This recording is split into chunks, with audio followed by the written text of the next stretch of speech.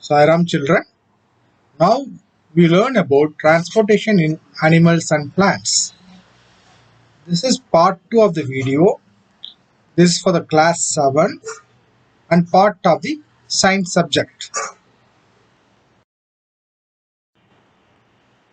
In part 2 of the video, we learn about heart and excretion in animals.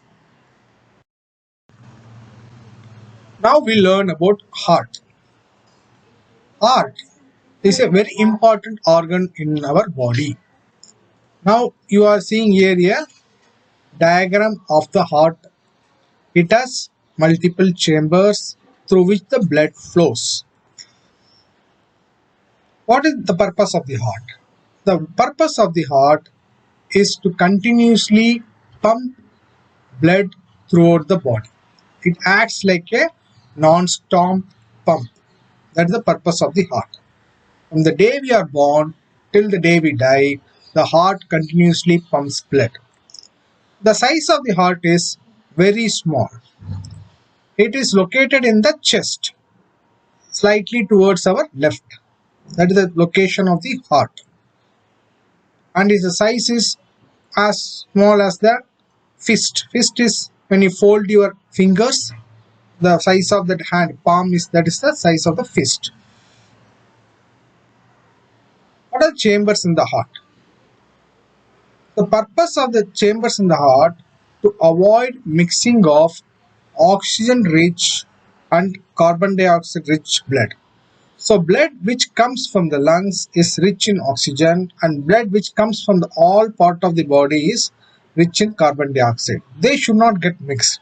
That's the reason heart has two chambers. The upper two chambers are called atrium. Singular it is atrium, the two are called atria. The lower chambers are called the ventricles. Now let us read some more details about the heart and how the blood flow in the heart. Now the picture shows the flow of blood in the heart. Now blood first comes from where? The oxygen rich blood comes from the lungs. So the blood first comes to the heart from the lungs, which is rich in oxygen, to this chamber, that is the ventricle. Okay, from there the blood gets pumped up and it goes throughout the full body. Okay, on the return the blood comes back to the heart through the veins to the atrium, top atrium, and again that blood gets pumped back to the lungs. That is the basic function of the heart, and because of which we have the heartbeat also. Aorta to the lungs and back to the heart, from where it is pumped to rest of the body. So basically blood flows from the aorta to the lungs and back to the heart, from where it is get pumped to the full body. The walls of the heart chamber are made up of muscles. The heart chamber is made up of muscles. These muscles contract and relax. That creates a rhythmic pulse. So this is the way heart beats. The muscles contract and relax. It's like you close your hand and you open it. You close it, open it. Small, small. Or you can just say that you keep a balloon in your hand, small balloon or rubber ball, and you put pressure, release. Put pressure, release. That's how the heart operates. This rhythmic contraction followed by its relaxation constitute a heartbeat. So heartbeat we can feel it in the hand, and doctors use this stethoscope, this is called a stethoscope, to amplify the sound of the heart so that they can hear clearly what is happening in the heart and if there is any problem.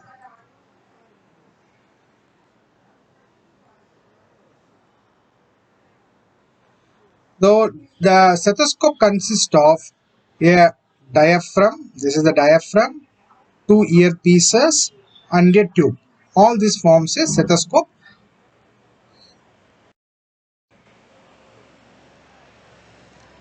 Now, discovery of blood circulation. Who discovered the circulation of blood? One English doctor, physician is also a doctor, William Harvey. He discovered the circulation of blood. He lost most of his patients and made fun of him. What happened when he first told people that blood circulates in the body like this, people thought he's making fun. And people made fun of him that you don't know anything. That's why you're talking. But they didn't realize. But however, Harvey's idea about circulation was generally accepted as a biological fact before he died. So he somehow convinced people, and even before his death, people agreed that what he's saying is correct. So in life also, many times when we do something, when we say something, people may not appreciate. But if we have a conviction that what you are doing is right, we should continue to do that. Then someday or other, people will realize that what we are doing is correct. There are all animals do not have blood circulation.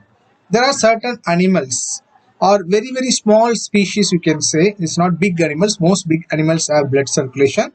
Sponges and hydra, they don't have any circulatory system. So how they do? They live in water. The water, through their skin, they release whatever bad waste outside, and they take whatever is needed like energy and blood. The water acts like a bed for them.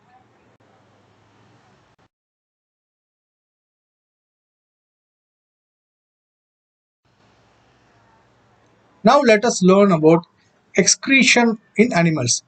Excretion basically means taking out the waste products from the body. So as we taking good things into the body, it's also very important the waste from the body keeps going out.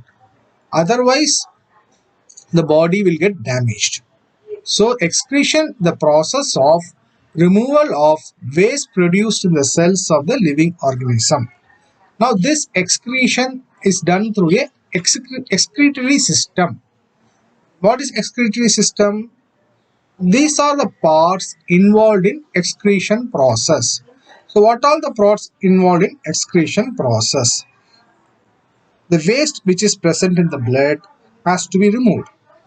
The mechanism to filter the blood, the capillaries in the kidneys. So kidneys, the blood is filtered through the kidneys. We learned about capillaries. The capillaries are very small blood vessels which pass through kidneys. When they pass through the kidneys, the blood gets filtered and all the bad things in the blood gets moves out. Now see, here is a kidney picture. Okay, so blood goes to there are two kidneys. See, God has made as a safety. Both the kidneys do the same function. Like we have two eyes, there are two kidneys, and both are needed, so that if only one kidney is fails, other kidney will help us survive. Okay, this is how the kidney works. So what happened? Blood comes to the kidney, and the kidney does the filter process. After the filtration, the filtered blood goes back, and the bad things in the blood comes to the urinary bladder. And we have this, you go to the urine, you go urine, so that the bad things from the body goes out. So the useful substances are absorbed back into the blood. The waste dissolved in the water are removed as urine. The urine goes into the urinary bladder through tube like ureters. Okay, it is now what happens. So you cannot continuously keep going to urine, so it gets stored in a bag. It's a muscle bag that which stores the urine. When it becomes full, then you feel like going to urine, and urine gets passed out. Now in urine, 95% is water, 2.5% urea, and 2.5% is others. That is why it's very important that we should consume lot of water so that our blood gets purified easily. Now there are some people for whom these kidneys don't function properly. Okay, they go through the process manually or through the system, some system, to remove the impurities in the blood. That is called dialysis. Now another way excretion happens is by sweating. When we sweat, the sweat, it's salty because it has lot of salts. It is another way the body segregates the waste, and it also helps in cooling down the body. So when we sweat, our body gets cooled down. Aquatic animals like fishes excrete cell waste as ammonia, which directly dissolves in water. Okay, so they excrete the cell waste as ammonia, which gets dissolved in the water. Similarly, there are some land animals like birds, lizards, snakes excrete semi-solid white colored compound, uric acid. You might have seen the crows, etc. Then they put the waste. Correct? It will be white in color. Or pigeons, a lot of white color. That is because of the uric acid, which is not good for the body, which gets thrown out of the body. The major excretory product in humans is urea, which gets excreted through the blood. When the kidneys stop working, we need a artificial kidney. That is what is called dialysis, which I told you before. Now let us come to the questions. So fill in the blanks. The main excretory product in human beings is, that sweat contains water and what? You know the answer. Kidneys eliminate the waste materials in the liquid form called, you know the answer. Who discovered the circulation of blood and when? What is dialysis and why it is necessary to excrete waste products? Now draw a diagram of human excretory system and label the various parts. All these questions are from your textbook, and based on the video you will get all your answers, which you can write and practice and get good understanding about the topic.